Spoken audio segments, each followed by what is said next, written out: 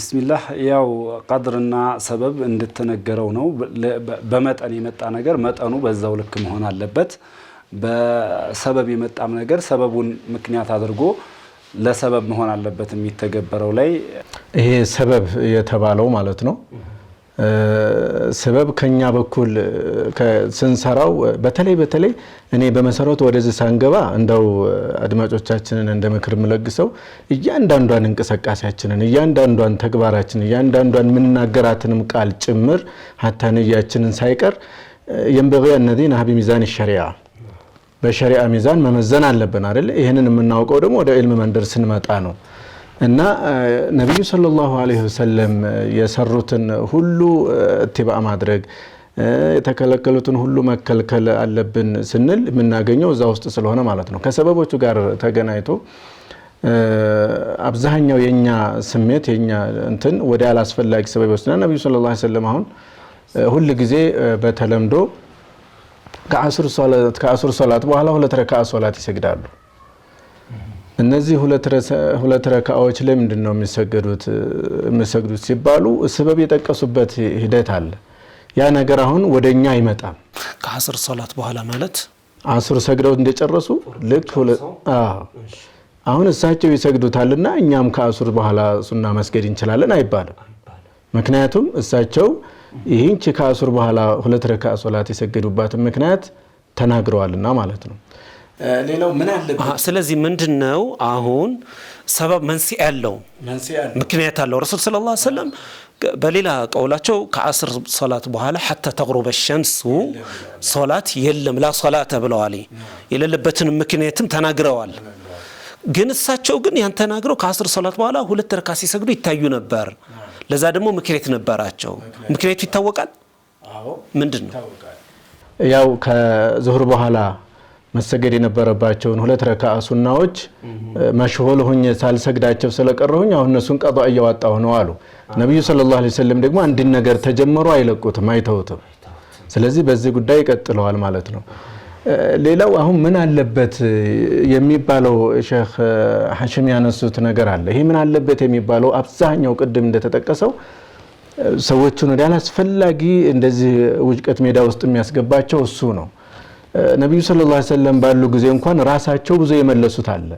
ከነዛ ውስጥ ለምሳሌ ያክል ለመጥቀስ ሶስቱ ሰዎች መተው ነብዩ ሰለላሁ ዐለይሂ ወሰለም ባለቤት ዘንዳ መተው የሳቸውን ኢባዳ እስቲ ምን ያክል እንዴት እንደሚያደርጉ እንጠይቅ ብለው ጥይቃ ያደረጉበት ሂደት ነበር። እና እዛ ላይ ያው በተገቢው መልኩ ስትነግራቸው አይ እንደው ቀለል አድርገው ተመለከቱና እኛ ኢባዳ ነው ስለዚህ ተሳቸው አብልጠን ማምለክ አለብን ተሳቸው በይዘቱም በሁሉም ብለው ሁላቸውም ሶስታቸውም የራሳቸውን የቃል ውሳኔ ያቀረቡ። አንደኛው ምን አለ? እኔ ከዚህ በኋላ ያው እንደዚህ ጀነት ነውና የምንፈልገው ጋሊያን በጣም ጀነት ውድ ናት እንዲህ በቀላል አትገኝምና ብዙ መክፈል አለብኝ ስለዚህ ለአተዘውጁ ኒሳ አበደናል ፈጽሞ ከዚህ በኋላ እኔ ሴት የሚባል ነገር አላገባም አለ። ከዛ ሌላኛው ደግሞ ምን አለ? እኔም በፍጹም እንቅልፍ የሚባል ነገር አልተኛም አንጥፌ ደራርቤ ምናምን ሆን ብዬ አስቤበት አልተኛም አለ። አኺራ ጀነት በቃ ጀነትን ለማግኘት አዎ እሳቸው ቀለል ቢያደርጉም እንኳን ያው ወማ አርሰልናከ ኢላ ረህመተል ለልዓለሚን የተባሉት እንደገና ደግሞ ያው ያለፈው የሚመጣው ወንጀላቸው የተማሩ ናቸው። ሲጀመር ለህዝባቸው እንጂ ያሳቸው የሚያሳስባቸው ነገር የለም በሚለው ሐሳብ ሄደው በዚህ መልኩ አሉ። ሌላኛውም እንደዚሁ ተመሳሳይ ነገር አቀረቡና ይህንን ቃል ነብዩ ሰለላሁ ዐለይሂ ወሰለም ሰምተው ልክ መተው ነው የወረዱባቸው የተቆጧቸው። እንደዚህ እያላችሁ የምትነጋገሩት የምታወሩት እናንተ ናችሁ። አዎ አሁን ተኔ ሱና ያፈገፈገ ከኔ መንገድ ውጭ የሆነ ከኔ አይደለም ወደዳችሁም ጠላችሁም ከናንተ የበለጠ አላህን ፈሪ እኔ ነኝ አላህንም የማውቀው እኔ ነኝ ከናንተ በላይ ስለዚህ ከኔ መንገድ የፈረጠጠ ፈለይሰ ሚኒ ያሉ ተኔ አይደለም ብለው ራሳቸው ረድ አደረጉ የመለሱበት ሂደት አለ ማለት ነው። እዚህም ላይ ስንመጣ በዚህም ዘመን እንደዚህ አይነት ነገሮች ምን አለበት? የቅድም እንደተባለው የገንዘብ አሰጣጥ ሊሆን ይችላል። ዝም ብሎ ገደብ ባልተደረገበት ቦታ ላይ ሰደቃ ምናምን እንደፈለገ መስጠት ይችላል። ላኪን ገደብ ተደረገበት ቦታ ላይ እንደዚህ አይነቱን ነገር መስጠት ተገቢ እንዳልሆነ ለመጠቆም ነው። ማሻአላህ ጥሩ። እንደውም ምን መጣልኝ ምን አለበት ሚለው ላይ አንድ ሼኽ እያስተማሩ አንዱ ምን አለበት አላቸው እሳት አለበት አሉት ወኩሉ ዶላለት ፊናር አይደል እሳት አለበት አሉት እና እንደዚህ የሚቃለል ነገር አለ ግን አንድ ከዚሁ ጋር ተያይዞ ረሱላችን አለይሂ ሰላም ቢድአን ራሱ በሳቸው ሐድራህ ላይ እሳቸው ባሉበት ቦታም ላይ አሁን እንደተጠቀሱት ያወገዙበት ሁኔታ አለ አቡ እስራኤል የሚባል እስኪ ስለሱ ይሄ ራሱ አንድ ምሳሌ ይሆናል ብዬ ገምታለሁ ስለ አቡ እስራኤል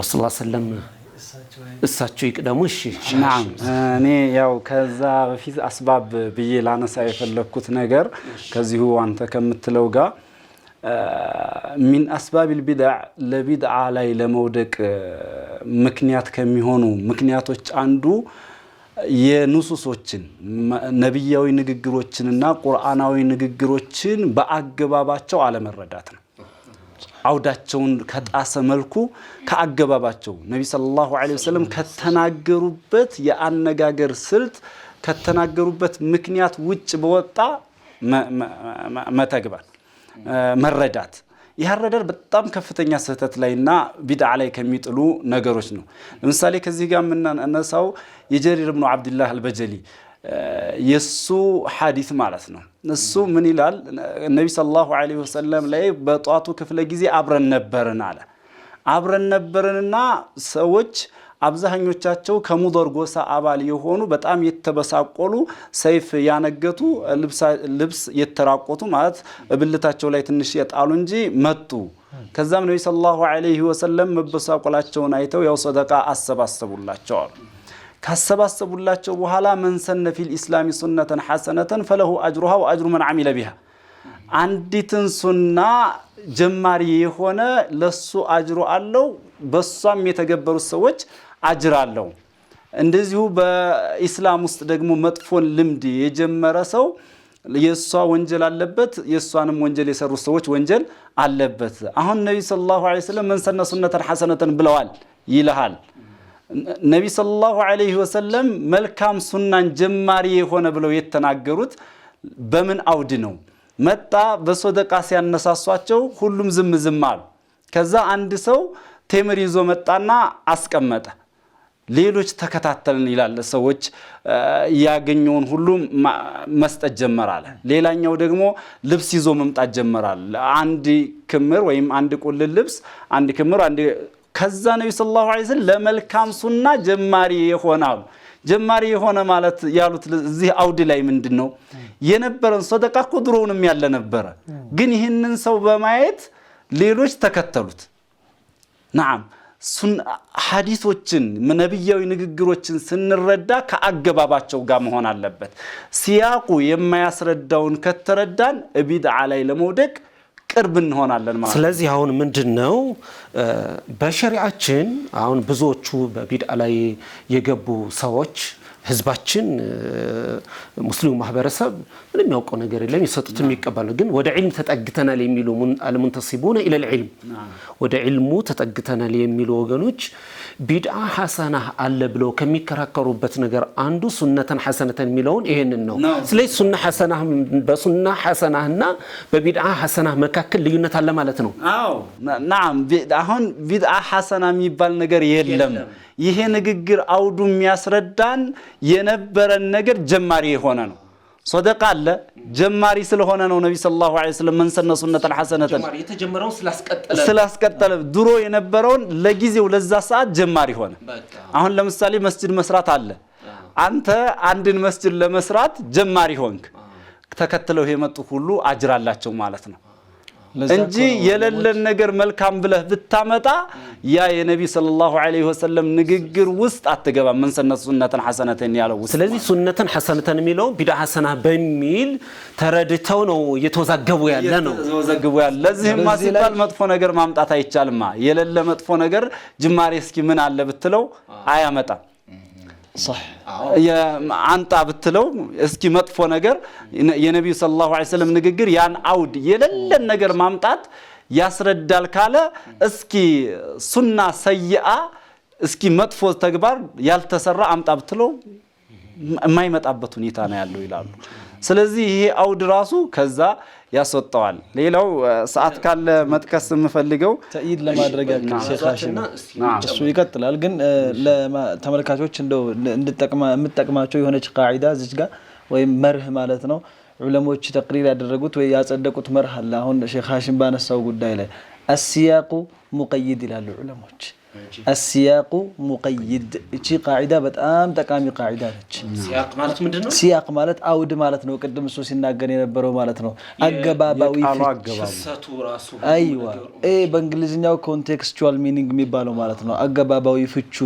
ስለዚህ ኮንቴክስቱ አገባቡ አውዱን መጀመሪያ ለምንድነው ነብዩ አለይሂ ሰላቱ ወሰለም እንዲህ ያሉት የሚለውን ነገር መመልከት ያስፈልጋል። ሙቀይድ ነው ያ ተቅይድ ያደርገው ይገድበዋል። ሐዲሱን ማዕናው በዚህ መስመር ብቻ እንዲሄድ ነው የሚያደርገው እና እቺ መርህ በጣም ጠቃሚ መርህ ስለሆነች ማስተዋወስ ስለፈለኩ ብቻ ነው። እዚህ ጋር ደገም السياق مقيد ነው። نعم አገባባዊ ፍች አንድ ነገር ይለየዋል ማለት ነው። ሌላ ትርጉም እንዳይሰጥ ያደርገዋል። صح እንደ ይሄ ሐቂቃ አውቆ ተጃሁል ካልሆነ በስተቀር በተለይ ወጣቱ ትምህርት ላይ ላለው ሰው አሁን እንግሊዘኛ ፈተናም ይሁን አማርኛ ፈተና ይመጣል፣ ንባብ ይጽፋሉ። ከንባቡ ውስጥ እንደ አገባቡ መልስ ስጥ ከሚከተሉት ይላል። ምክንያቱም እዛ ንባቡ ውስጥ ያሉ ቃሎች የተለያየ ፍች ይሰጣሉ ለብቻቸው ቢዘረዘሩ። ከዛ ከንባብ አንፃር ግን አንድ ፍች ነው የሚኖራቸው። እንደ አገባቡ መልስ ስጥ ይላል፣ እንደ አገባቡ። ስለዚህ የመልእክተኛው ንግግር ያ ቃል ብዙ ትርጉም ሊኖረው ይችላል። አዎ ዝም ብለህ ቦታ ላይ ግን አካባቢውን የሚመስል ናም አካባቢውን የሚመስል ንግግሩን የሚመስል መሆን አለበት። ናም አሁን እኮ አንድ አይነት ነገር ማለት አሁን በላን እንውሰድ ይባል በላ ሆነ ቃል ነው። ከመብላት የሚባል ነገር አእምሯችን ላይ ብታቅ እሳት በላው ብትል፣ ሌባ በላው ብትል፣ የሆነ ነገር በላው ብትል ተመሳሳይ ነገር አይሄድም። እሳት በላው ብትል አቃጠለው ነው። ሌባ በላው ብትል ወሰደበት ሰረቀበት ነው የምትረዳው።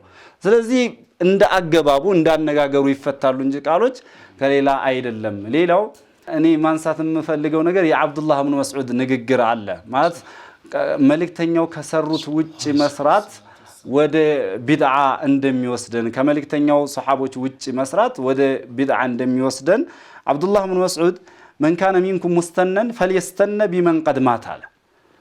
ከናንተ በኩል መልእክተኛውን መከተል የፈለገ እንዳጠቃላይ የመልእክተኛውን ተግባር መያዝ የፈለገ የሞቱትን ሰዎች ይከተላል።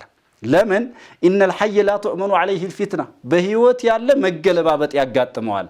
ናም አንድ አቋም ላይ ይሆንና ነገ ሌላ አቋም ሊኖረው ይችላል። የመልእክተኛው ሰሃቦችሳ የሞቱት በትክክለኛ አቋም ላይ ሙተዋል። እነሱ በሰሩት ላይ መከተል የፈለገ ከዛ ምን አለ ኡላኢከ አስሐቡ ሙሐመድ ይሁላችሁ እነዚህ የመልእክተኛው ዐለይሂ ሰላም ባልደረቦች ናቸዋል።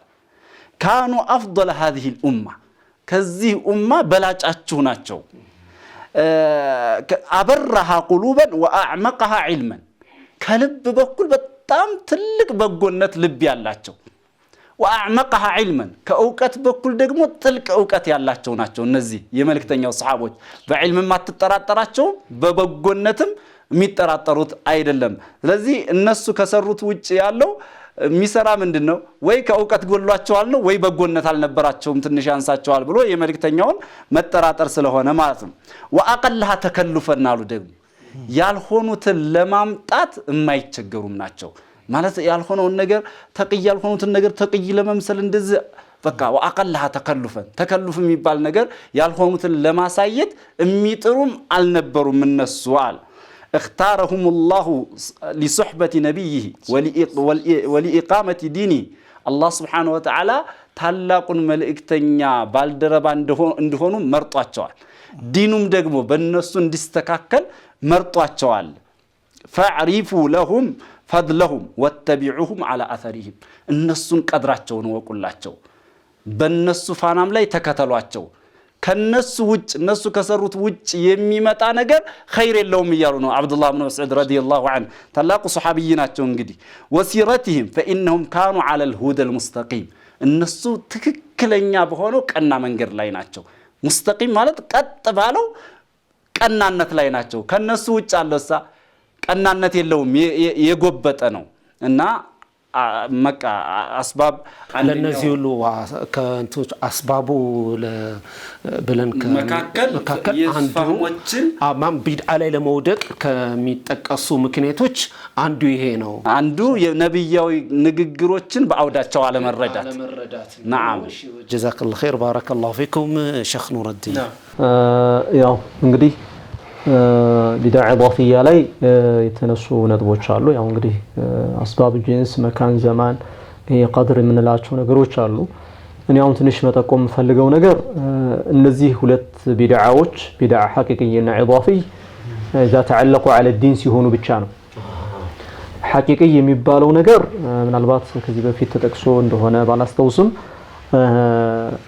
ما ليس له عصل من الكتاب والسنة ومن أقوال السلف جميعا ምንም አይነት መሰረት የሌለው የሆነ ሐቂቂ ቢድዓ ነው። ያኛው ኢዳፊ ያልናቸው በቀድር በሰበብ በጂንስ ምናምን ያልናቸው ኢዳፊ ነው። የሆነ ኢባዳ አለ በዛ ላይ በመጨመር በመቀነስ ወይ ነው በመቀየር በመለዋወጥ ነው የሚሆነው።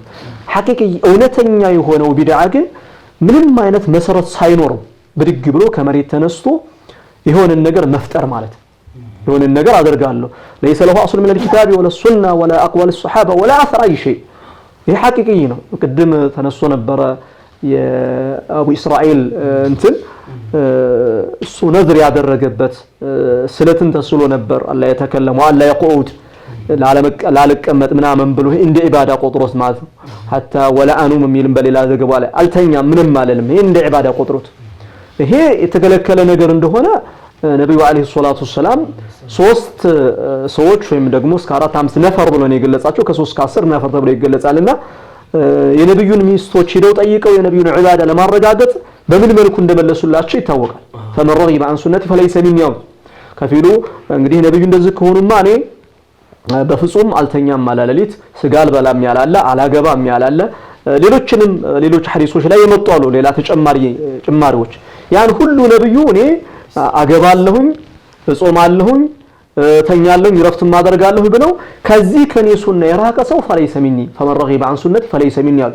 እዚህ ላይ ስንመለከተው ሰውየው ብድግ ብሎ በብዛት የሚታዩ ነገሮች አሉ ሐቂቂ የሆኑ ምንም መሰረት ሳይኖራቸው ሙስተቂል ሆኖ አንድ ሰው የሚያንቀሳቅሰው የቢድዓ አይነት አለ።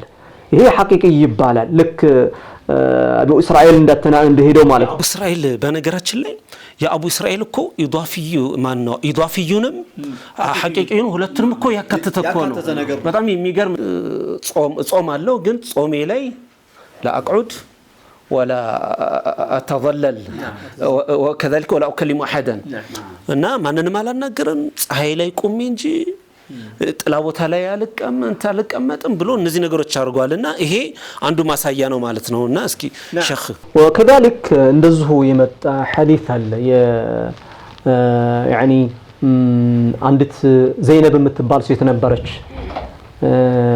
እሷም እንደዚሁ ሐጀት صامتة በቃ ማንንም ላላናግር ብላ ሐጅ ያደረገችበት ሁኔታ ነበር። ማንንም ላላናግር ሐጅ ስትሄድ ማንንም አላወራም ብላ እንደዚህም ያለችበት ሁኔታ ነበር። ነብዩ አለይሂ ሰላቱ ሰላም ያው ይሄን አይነትን ሁኔታ ሲሰሙ ጉዳዩን ሐሳቧን እንድትቀይር ያደረጉበት ሁኔታ አለ። ሌላው እዚህ ላይ እንግዲህ ከሐቂቂና ኢዳፊ በተጨማሪ ቢድዓ የሚገባበት ነገር አለ። እሱም ምንድነው? عقدي የሆነ ነገር አለ مثلا حول القدريه ስንናገር ቀደሪያዎች የሚሄዱበት ሂደት አለ። ይሄ عقدي ነው ከዒባዳ ጋር የሚያገናኘው አይደለም። ያው የራሱ ጅንስ ቢሆንም ግን عقدي ነው።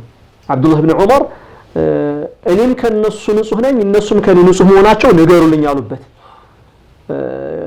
የቀደሪያዎች አስተሳሰብ ስለ በቀደር ማመን እንትን የሚከብዳቸው ብዙ ችግሮች ሐከዳ ኻዋሪጆች ሙዕተዚላዎች ብንመጣ አቀዲ የሆኑ በጣም ብዙ ችግሮችን የፈጠሩ አሉ። እነዛ ሁሉ ከኢዳፊና ከሐቂቂ ይወጣ ያሉ እይታዎች ያላቸው ወይ ደግሞ ሐቂቂ እንኳን ሊያካትቱ ይችላሉ። ግን አቀዲ ላይ ረግጠው አዳዲስ ነገሮችን የሚያመጡ አሉ። የሆነ ነገር ብድግ ብለው እናመልካለን በሆነ ነገር ደግሞ አንቀበልም የሚሉበት ሁኔታ አለ። ያ ሁሉ ዙስ ይገባል።